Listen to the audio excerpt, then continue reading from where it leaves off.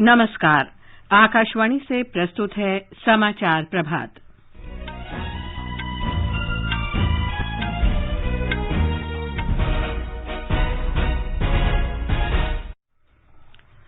प्रधानमंत्री नरेंद्र मोदी ने कहा, काशी विश्वनाथ धाम हमारी क्षमता और कर्तव्य का साक्षी। प्रधानमंत्री आज वाराणसी में मुख्यमंत्रियों के सम्मेलन में शामिल होंगे। देश में टीकाकरण अभियान के अंतर्गत 133 करोड़ 79 लाख से अधिक कोविड रोधी टीके लगाए गए। तमिलनाडु सरकार ने मौजूदा कोविड प्रतिबंधों को 31 दिसंबर तक बढ़ाया। श्रीनगर में आतंकी हमले में 2 पुलिसकर्मी शहीद, 12 घायल। प्रधानमंत्री ने घटना का विस्तृत ब्यौरा मांगा। भारत ने जलवायु और सुरक्षा से संबंधित संयुक्त राष्ट्र सुरक्षा परिषद के मसौदे के विरोध में मतदान किया। भारत के HS Prannoy badminton world federation BWF विश्व चैंपियनशिप के दूसरे दौर में। ढाका में महिला अंडर 19 सैफ फुटबॉल चैंपियनशिप में भारत ने श्रीलंका को 5-0 से हराया।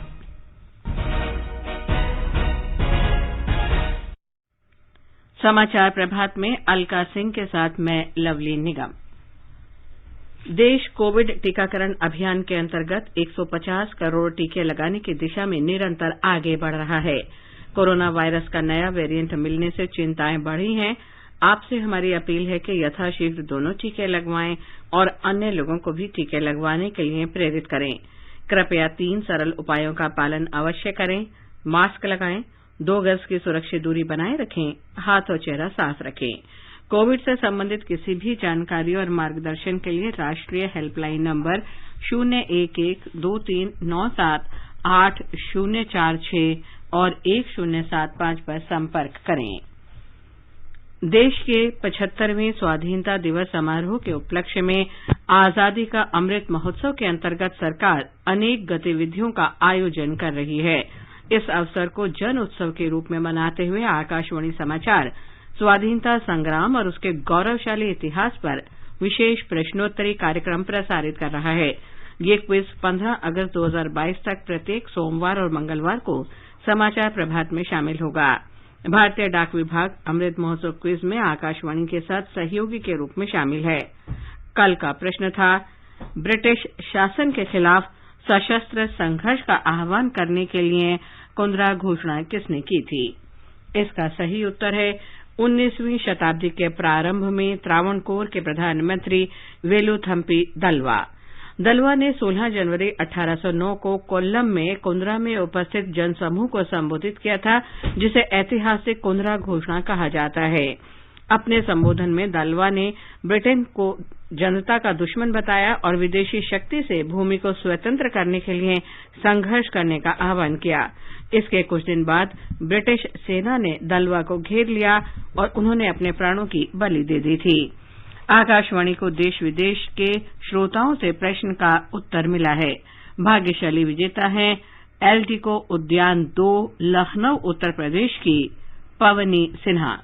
मेरा नाम पावनी सिन्हा है। मैं लखनऊ की रहने वाली हूँ। आकाशवाणी द्वारा प्रसारित आजादी का अमृत महोत्सव एक अत्यंत ज्ञानवर्धक प्रोग्राम है और मैं इसे नियमित रूप से सुनती हूँ। इसके जरिए हमें अपने वीर एवं मातृभूमि की स्वतंत्रता के लिए जान की बाजी लगा देने वाले रणबांकुरे योद्धाओं के विषय में अनछुई जानकारी प्राप्त होती है, जिससे हमें एक नई ऊर्जा मिलती है। मैं अपने देश के सभी युवा मित्रों से अनुरोध एवं आग्रह करती हूँ कि आप इस कार्यक्रम को अवश्य सुने और आजादी से प्राप्त अमृत मूल्यों को हृदय से अंगीकार करते हुए देश की चतुर्दिक उन्नति में योगदान करें। और अब अमृत महोत्सव क्विज में आज का प्रश्न।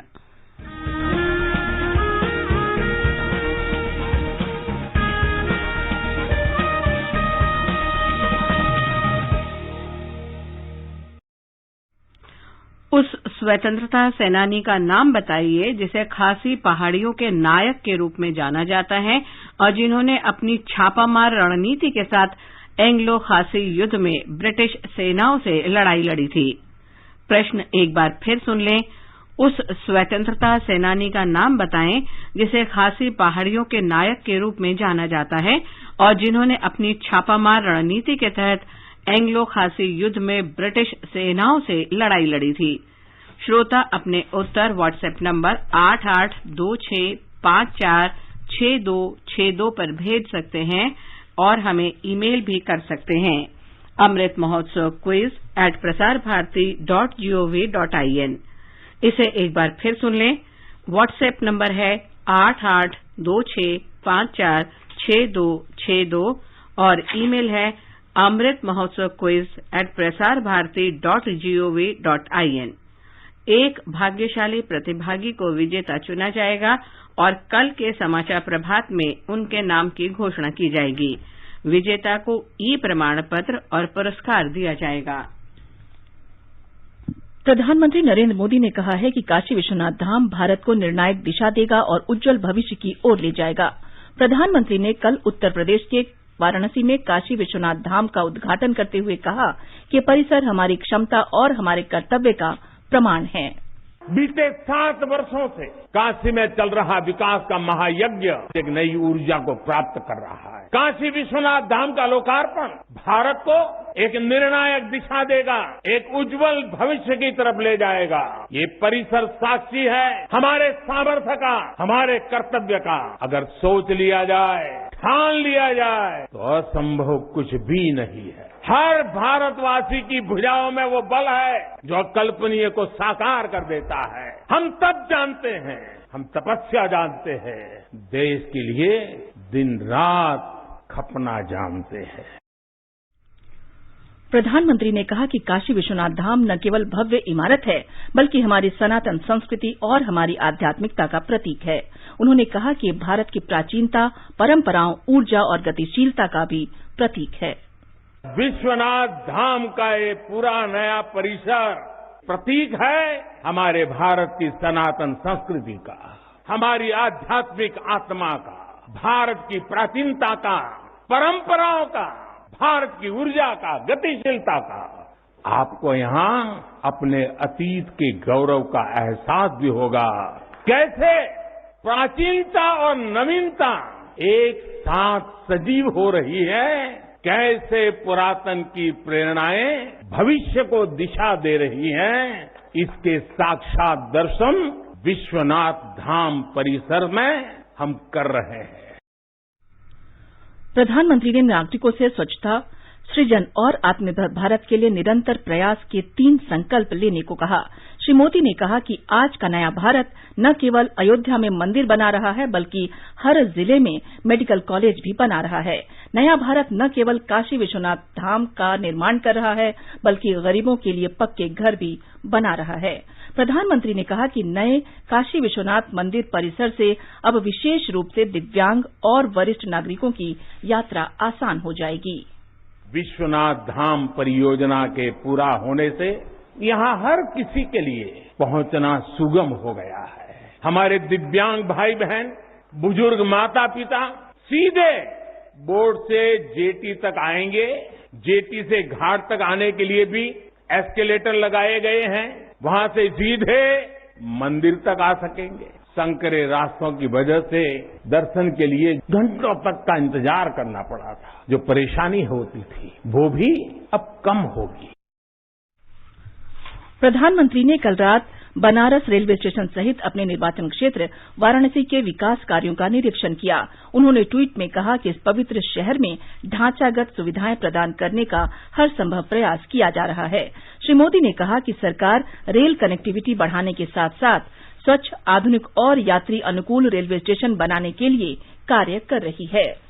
प्रधानमंत्री वाराणसी की यात्रा के दूसरे दिन आज सद्गुरु सदाफलदेव विहंगम योग के 98वें वर्षगांठ समारोह में शामिल होंगे। वे असम, अरुणाचल प्रदेश, गोवा, गुजरात, हरियाणा, हिमाचल प्रदेश, कर्नाटक, मध्य प्रदेश, त्रिपुरा, उत्तर प्रदेश और उत्तराखंड के मुख्यमंत्रियों के सम्मेलन में भी शामिल होंगे।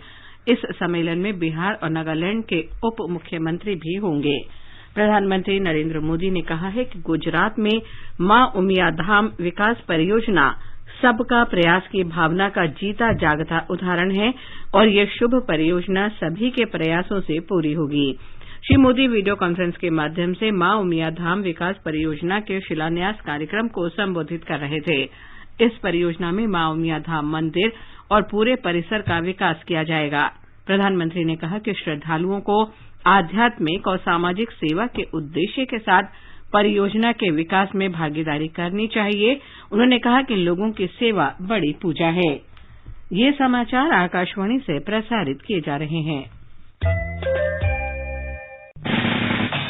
खुजली झटपट दूर करे, मोहे जालिम लोशन, वही नाम वही काम, कुछ भी नहीं बदला। चर्म रोगों का दुश्मन जालिम लोशन। माँ कब आएगा? अभी आएगा। अरे बोलो ना माँ, कब आएगा? बोला ना, अभी आ जाएगा। ये ले, आ गया कुआं। अरे कुआं नहीं माँ, हमारे घर नल से जल कब आएगा? नल से? अरे गुड्डी, बहुत जल्दी आएगा पानी। जल जीवन मिशन आ चुका है। हम 1 कदम उठाएंगे तो सरकार 10 कदम उठाएगी। सच? तुम्हारे मुंह में घी शक्कर। घी शक्कर नहीं माँ, स्वच्छ जल। 2024 तक देश के सभी 19 करोड़ घरों में पहुंचेगा पीने का साफ पानी। अब होगा हर घर जल। जल जीवन मिशन, जल शक्ति मंत्रालय, भारत सरकार। समाचार प्रभात में आपका फिर स्वागत है। आगे बढ़ने से पहले एक नजर मुख्य समाचारों पर। प्रधानमंत्री नरेंद्र मोदी ने कहा, काशी विश्वनाथ धाम हमारी क्षमता और कर्तव्य का साक्षी। प्रधानमंत्री आज वाराणसी में मुख्यमंत्रियों के सम्मेलन में शामिल होंगे। देश में टीकाकरण अभियान के अंतर्गत 133 करोड़ 79 लाख से अधिक कोविड रोधी टीके लगाए गए। तमिलनाडु सरकार ने मौजूदा कोविड प्रतिबंधों को 31 दिसंबर तक बढ़ाया। श्रीनगर में आतंकी हमले में 3 पुलिसकर्मी शहीद, 12 घायल। प्रधानमंत्री ने घटना का विस्तृत ब्यौरा मांगा। भारत ने जलवायु और सुरक्षा से संबंधित संयुक्त राष्ट्र सुरक्षा परिषद के मसौदे के विरोध में मतदान किया। भारत के HS Prannoy badminton world federation BWF विश्व चैंपियनशिप के दूसरे दौर में और ढाका में महिला अंडर 19 सैफ फुटबॉल चैंपियनशिप में भारत ने श्रीलंका को 5-0 से हराया।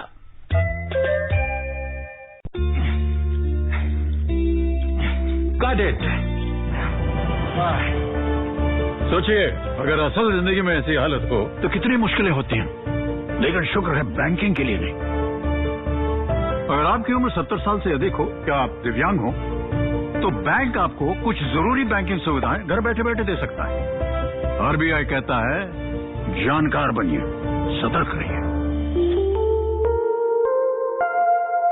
अधिक जानकारी के लिए 14440 पर मिस्ड कॉल दें। भारतीय रिजर्व बैंक द्वारा जनहित में जारी। देश में कोविड रोधी टीकाकरण 133 करोड़ 79 लाख के आंकड़े को पार कर गया है। इसमें से 81 करोड़ 71 लाख टीके पहली खुराक, जबकि 52 करोड़ से अधिक टीके दूसरी खुराक के तौर पर लगाए गए हैं। स्वास्थ्य मंत्रालय ने बताया कि कल 60 लाख से अधिक कोविड रोधी टीके लगाए गए। राष्ट्रव्यापी टीकाकरण की श्रृंखला में केंद्र राज्यों और केंद्र शासित प्रदेशों को मुफ्त टीका उपलब्ध करा रहा है। तमिलनाडु सरकार ने मौजूदा कोविड प्रतिबंधों को 31 दिसंबर तक बढ़ा दिया है। विशेषज्ञों की सलाह पर राज्य सरकार ने सभी सामाजिक, सांस्कृतिक और राजनीतिक गतिविधियों पर रोक लगाने का निर्णय लिया है। 31 दिसंबर और 1 जनवरी को मनाए जाने वाले पर्व पर लोगों को समुद्र तट पर जाने की अनुमति नहीं होगी। 6ठी से 12वीं तक की ऑनलाइन कक्षाएं अगले महीने के तीसरे सप्ताह से वैकल्पिक आधार पर शुरू होंगी। प्रधानमंत्री नरेंद्र मोदी ने कल श्रीनगर के पंथा चौक इलाके में जेवान में पुलिस के एक वाहन पर आतंकी हमले के बारे में जानकारी मांगी है। पुलिस वाहन पर आतंकियों की अंधाधुंध गोलीबारी में 3 पुलिसकर्मी शहीद हो गए और 12 घायल हो गए। इस वाहन में जम्मू कश्मीर सशस्त्र पुलिस बल की 9वीं बटालियन के जवान सवार थे। प्रधानमंत्री ने हमले में शहीद हुए पुलिसकर्मियों के परिवारों के प्रति संवेदना प्रकट की है। उपराज्यपाल मनोज सिन्हा ने इस कायराना हमले की कड़ी निंदा की है। उन्होंने शहीद पुलिसकर्मियों को श्रद्धांजलि दी और उनके परिवारों के प्रति संवेदना प्रकट की है। उन्होंने अधिकारियों को हमले में घायल पुलिसकर्मियों को समुचित उपचार कराने का भी निर्देश दिया और उनके शीघ्र स्वस्थ होने की कामना की। आकाशवाणी समाचार से विशेष बातचीत में जम्मू कश्मीर के पुलिस महानिदेशक दिलबाग सिंह ने बताया, कल शाम को हमारा पुलिस का पार्टी श्रीनगर सिटी में अपना ड्यूटी करने के बाद वापस लौट रहा था अपना कैंपस में, जो कि जयवन कैंपस के नाम से जाना जाता है। कैंपस में पहुंचने से पहले ही उनके ऊपर घात लगा करके आतंकवादियों ने फायरिंग करी और फायरिंग के दौरान 14 हमारे पुलिस कर्मी जख्मी हुए।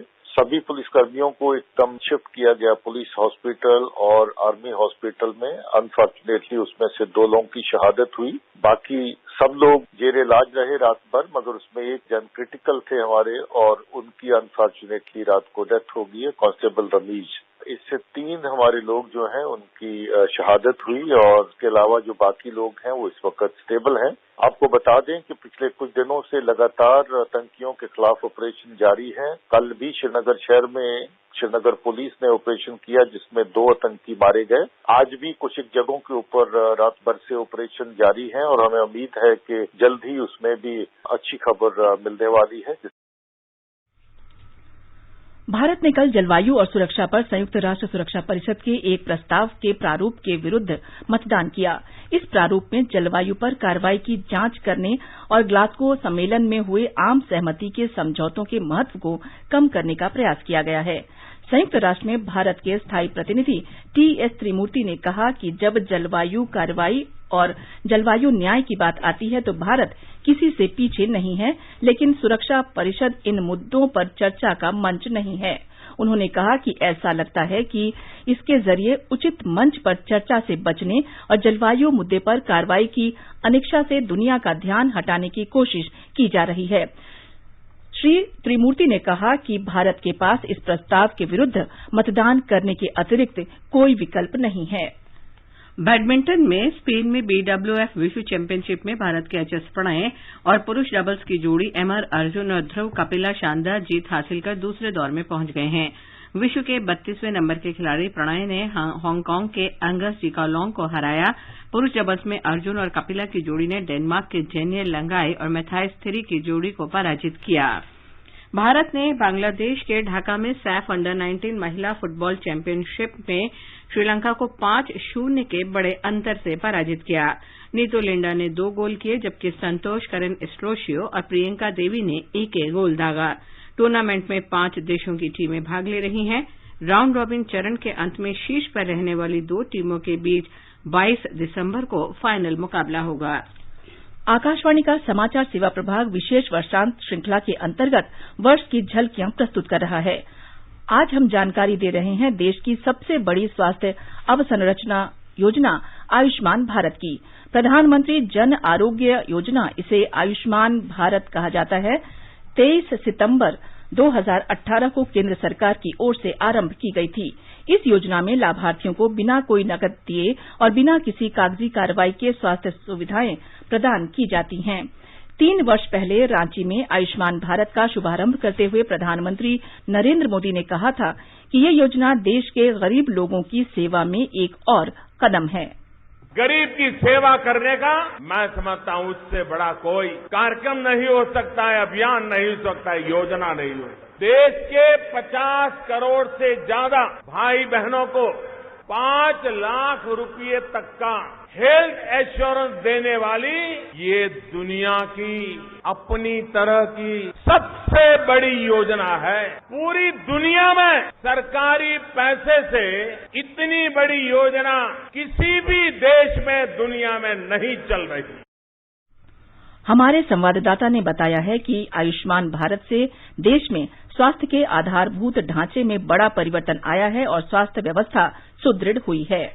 आयुष्मान भारत योजना स्वास्थ्य के क्षेत्र में बहुत बड़ा बदलाव लेकर आया है। विश्व के सबसे बड़े स्वास्थ्य कार्यक्रम के अंतर्गत प्रत्येक परिवार को प्रतिवर्ष 5 लाख रुपए का स्वास्थ्य बीमा प्रदान किया जाता है। इस योजना का लाभ 10 करोड़ 74 लाख गरीब और आर्थिक रूप से कमजोर परिवारों को प्रदान किया जा रहा है। आयुष्मान भारत योजना के तहत लाभार्थी परिवारों की पहचान 2011 की ग्रामीण और शहरी क्षेत्रों की सामाजिक आर्थिक जाति जनगणना के आधार पर की जाती है। स्वास्थ्य बीमा योजना के तहत अब तक 17 करोड़ 31 लाख से अधिक लाभार्थियों को आयुष्मान कार्ड जारी किए जा चुके हैं। इस योजना के तहत 2 करोड़ 53 लाख से अधिक लोग अपना इलाज करवा चुके हैं। दीपेंद्र कुमार, आकाशवाणी समाचार, दिल्ली। आजादी का अमृत महोत्सव के लिए सभी उपभोक्ताओं को शुभकामनाएं। हॉलमार्क सोने की शुद्धता सुनिश्चित करता है। हमेशा हॉलमार्क वाले सोने के आभूषण खरीदें। उपभोक्ता संबंधित किसी भी शिकायत के लिए कृपया राष्ट्रीय उपभोक्ता हेल्पलाइन के टोल फ्री नंबर 14404 पर संपर्क करें। उपभोक्ता मामले विभाग, भारत सरकार द्वारा जनहित में जारी। जागो ग्राहक जागो। आजादी का अमृत महोत्सव के अंतर्गत आइए अब सुनते हैं आकाशवाणी की विशेष प्रस्तुति आजादी का सफर। आजादी का अमृत महोत्सव।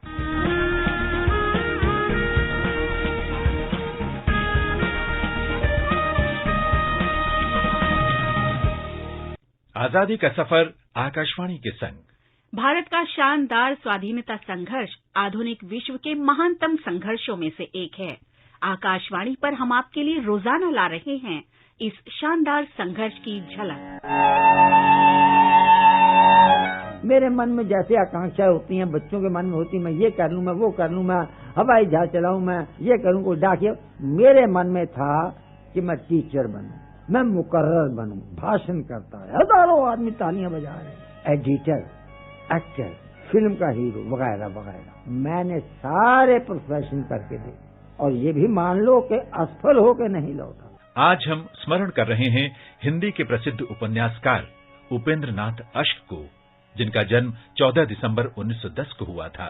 वे हिंदी के सर्वाधिक लोकप्रिय साहित्यकारों में से एक हैं। 1930 के दशक के दौरान वे रिपोर्टर के रूप में समाचार पत्र वंदे मातरम के लिए काम किया करते थे।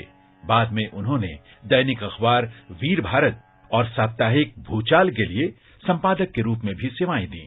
अश्क का जन्म पंजाब के जालंधर में हुआ था। लेखक के रूप में उनका आरंभिक जीवन लाहौर में उर्दू लेखक के रूप में गुजरा, लेकिन बाद में प्रेमचंद जी के प्रोत्साहन पर वे हिंदी में लिखने लगे। अश्क का सबसे प्रसिद्ध उपन्यास है गिरती दीवारें, जिसमें 1930 के दशक में ब्रिटिश भारत में पंजाबी युवक के दुख दर्द और संघर्ष का विस्तृत वर्णन किया गया है।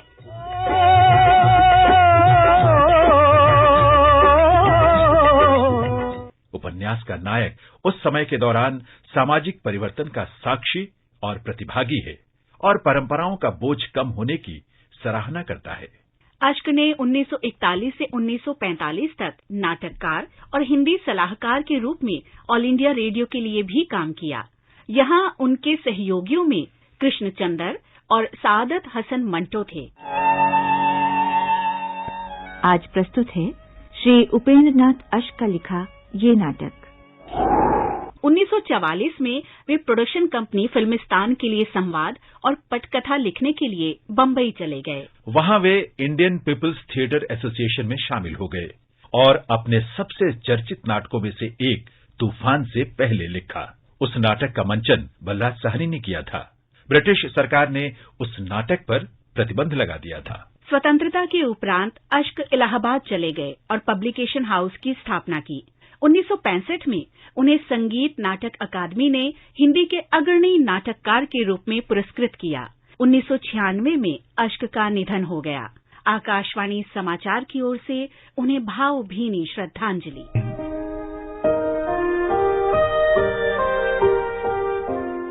चौदह दिसंबर 1921 को बनारस हिंदू विश्वविद्यालय ने भारतीय शिक्षा में योगदान के लिए सम्मान के तौर पर एनी बेसेंट को डॉक्टर ऑफ लेटर्स की उपाधि दी थी। बनारस हिंदू विश्वविद्यालय की सह संस्थापक एनी बेसेंट भारत में अपने आरंभिक दिनों से ही भारतीय शिक्षा प्रणाली में सुधार से जुड़ी रहीं। 1898 में उन्होंने वाराणसी में सेंट्रल हिंदू स्कूल और कॉलेज की शुरुआत की और कुछ साल बाद 1904 में उन्होंने बालिकाओं के लिए सेंट्रल हिंदू स्कूल शुरू किया। कॉलेज के कार्य में उनकी सहायता के लिए विदेश से भी विद्वान आए, जिनका उद्देश्य विद्यार्थियों के मन मस्तिष्क में भारत के गौरवशाली अतीत का संचार करना था। बाद में ये संस्थान बनारस हिंदू विश्वविद्यालय के केंद्र बन गए।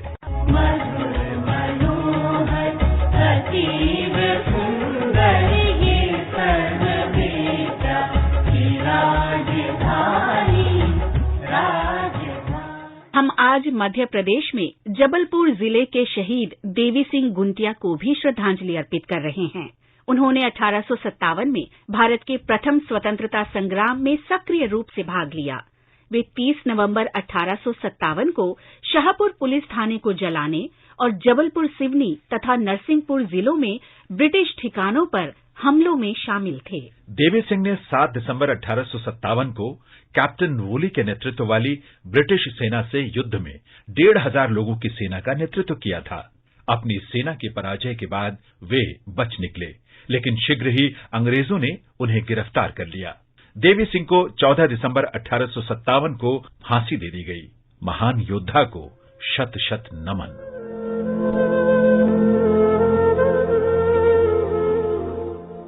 आजादी का सफर आकाशवाणी के संग श्रृंखला में आज बस इतना ही। कल फिर मिलेंगे नई कड़ी के साथ।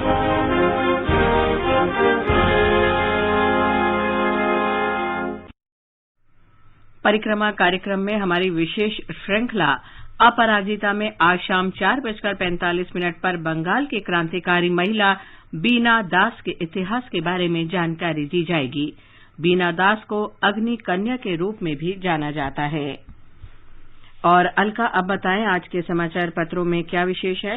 जी लवलीन, प्रधानमंत्री नरेंद्र मोदी द्वारा कल भव्य विश्वनाथ धाम राष्ट्र को समर्पित करने को सभी अखबारों ने सचित्र दिया है। हिन्दुस्तान लिखता है, शिव दीपावली से काशी के घाट जगमग हुए। लोक सत्य की सुर्खी है, काशी ने दुनिया को भारत की सांस्कृतिक विरासत और विकास यात्रा का दीदार कराया। डीआरडीओ की लंबी दूरी की सुपरसोनिक मिसाइल असिस्टेड टॉर्पीडो के सफल परीक्षण किए जाने को दैनिक भास्कर ने प्रमुखता से देते हुए बताया है कि इसे नौसेना के लिए विकसित किया गया है। रक्षा मंत्री राजनाथ सिंह का ये बयान कि राष्ट्रहित में लिए बड़े फैसले सार्वजनिक और निजी भागीदारी पीपीपी से हासिल होगा। Make in India and make for the world का लक्ष्य हरी भूमि में है। इंडिया ग्लोबल फोरम शीर्षक से दैनिक जागरण की खबर है, भारत संयुक्त अरब अमारात के साथ नए रक्षा क्षेत्रों में सहयोग बढ़ाएगा। पत्र ने विदेश सचिव के इस बयान को भी दिया है कि तकनीक और आर्थिक क्षेत्र हो सकते हैं नए क्षेत्र। जलवायु परिवर्तन पर सुरक्षा परिषद के प्रस्ताव के खिलाफ भारत ने दिया वोट, लिखता है अमर उजाला। पत्र आगे लिखता है कि भारत ने कहा है कि प्रस्ताव ग्लासगो शिखर सम्मेलन की सहमति के खिलाफ है। सीबीएसई द्वारा 10वीं कक्षा के अंग्रेजी के प्रश्न पत्र से कथित रूप से महिला विरोधी एक प्रश्न पर विवाद के बाद उसे हटाए जाने को राष्ट्रीय सहारा सहित सभी अखबारों ने दिया है। भारत की हरनाज संधू के मिस यूनिवर्स बनने को सभी अखबारों ने सचित्र दिया है। राजस्थान पत्रिका लिखता है, 21 साल की हरनाज 79 देशों की सुंदरियों पर पड़ी भारी। एनजीटी द्वारा दिल्ली देहरादून एक्सप्रेसवे को मंजूरी दिए जाने पर राष्ट्रीय सहारा ने लिखा है कि 12 सदस्यों की एक समिति बनाई गई है जो सुनिश्चित करेगी कि इससे पर्यावरण को नुकसान न हो और वन्य जीव गलियारा बाधित न हो। हिन्दुस्तान की खबर है, लाल किले का इतिहास डिजिटल अंदाज में जान सकेंगे। पत्र लिखता है, लाल किले की दीवारों को छूने पर वंदे मातरम, बांसुरी, सितार, संतूर, तबला और मृदंग की धुन बज उठेगी। बुलेटिन समाप्त होने से पहले अमृत महोत्सव क्विज का आज का प्रश्न एक बार फिर सुन लें।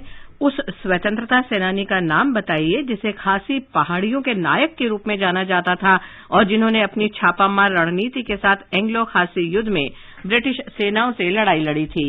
और अंत में मुख्य समाचार एक बार फिर। प्रधानमंत्री नरेंद्र मोदी ने कहा, काशी विश्वनाथ धाम हमारी क्षमता और कर्तव्य का साक्षी। प्रधानमंत्री आज वाराणसी में मुख्यमंत्रियों के सम्मेलन में शामिल होंगे। देश में टीकाकरण अभियान के अंतर्गत 133 करोड़ 79 लाख से अधिक कोविड रोधी टीके लगाए गए। तमिलनाडु सरकार ने मौजूदा कोविड प्रतिबंधों को 31 दिसंबर तक बढ़ाया।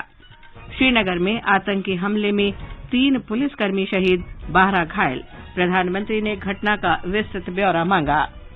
भारत ने जलवायु और सुरक्षा से संबंधित संयुक्त राष्ट्र सुरक्षा परिषद के मसौदे के विरोध में मतदान किया। भारत के HS Prannoy badminton world federation BWF विश्व चैंपियनशिप के दूसरे दौर में और ढाका में महिला अंडर 19 सैफ फुटबॉल चैंपियनशिप में भारत ने श्रीलंका को 5-0 से पराजित किया। इसके साथ ही समाचार प्रभात का ये अंक समाप्त हुआ। नमस्कार।